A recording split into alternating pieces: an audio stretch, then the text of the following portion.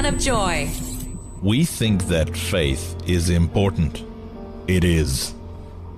As a matter of fact, Hebrews chapter 11 verse 6 says, without faith you cannot please God.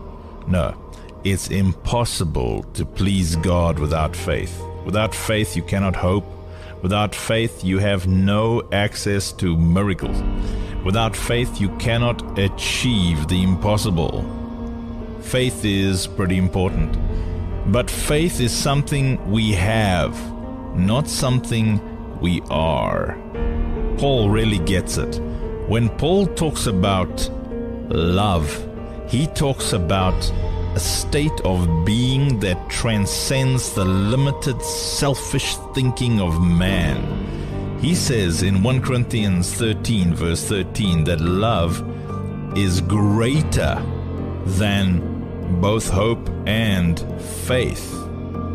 Greater than faith. Think about that for a second. Love is greater than faith. Friend, no amount of faith can supersede the power of love. Remember, without faith, it's impossible to please God, and love is greater than faith.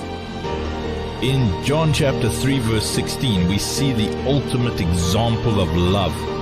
For God so loved the world that He gave.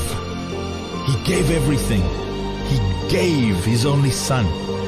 What would drive an eternal being to sacrifice something so dear to Him for a world that rejected Him? Love. 1 John 4 verse 7 says that whoever loves has been born of God and knows God. 1 John 4 verse 16 says that whoever abides in love abides in God, and God abides in him. John chapter 3 verse 35 says that the only recognizable feature of a disciple of Christ is how we love each other. Not miracles, not the size of our ministries, not the size of our bank accounts. No, love.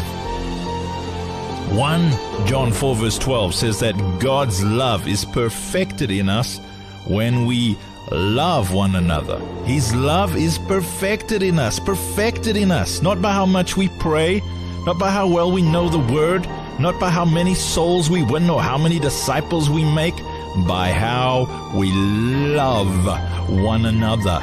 Yes, we are obedient servants, submitting to the will and instructions of our loving Master, who desires that none should succumb to the wiles of our enemy, the great liar. But Paul says in 1 Corinthians chapter 13 that mighty deeds or no mighty deeds, mighty faith or no faith at all, if we do not love, we are nothing. Nothing. Love is action. It is putting others first and yourself last. It gives until it is bankrupt, and then it gives more. Love is compassion and consideration. Love lays down its life and becomes poor so that others may become rich. A loving servant of God gives everything for the sake of love, because love is the pinnacle of the revelation of who God is. Jesus came to show us what love looks like. It hangs on the cross, looks at those who put it there, and says, Father, forgive them, for they know not what they do. Love is a limitless, boundaryless, eternal force of selfless, sacrificial compassion embodied in one man, Jesus. And I want to be like Him. How about you? You're listening to the Overcomers Wisdom Sessions, where we let love